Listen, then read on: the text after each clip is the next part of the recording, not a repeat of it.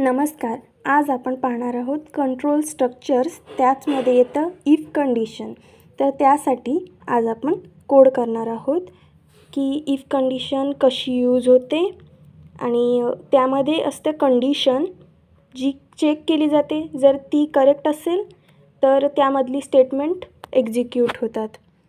तर आज आपण तसाच एक इवन ऑड हा कोड करणार आहोत. सुरुवातीला एक व्हेरिएबल डिक्लेअर करायचं इंट नम, त्यानंतर प्रिंट एफ आणि एंटर स्ट्रिंग द्यायचे, एंटर अ नंबर आणि सेमिकोलन द्यायचं.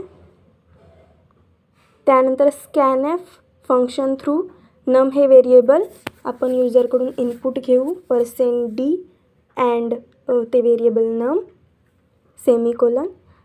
आता आपण तो नंबर यूजरकडून इनपुट घेतलेला आहे, पण आता आपल्याला चेक करायचं आहे.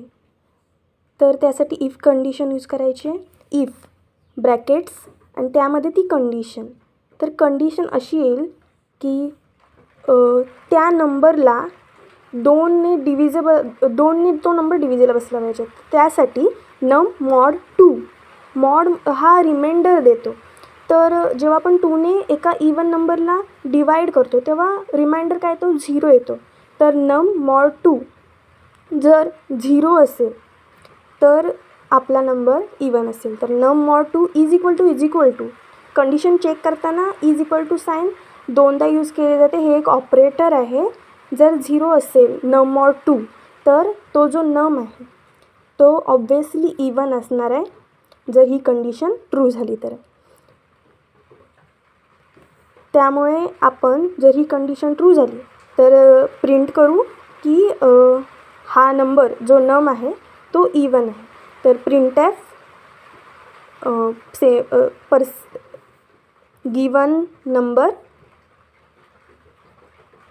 %d इज इवन आणि %d पुट करेल नम आणि सेमिकोलन. आता आपण रन करू. एंटर अ नंबर 4 हा इवन आहे. Even number 4 is even. पुन्हा एकदा वेगळ्या व्हॅल्यूसाठी चेक करू. एंटर नंबर 7 हा ऑड आहे. काहीच प्रिंट नाही झालं कारण आपली कंडिशन फॉल्स झाली, त्यामुळे काहीच एक्झिक्यूट नाही झालं. आता आपण अजून एक इफ कंडिशन घेऊन जर ऑड नंबर असेल तर ऑड हा ऑड आहे असं देखील प्रिंट करू शकतो.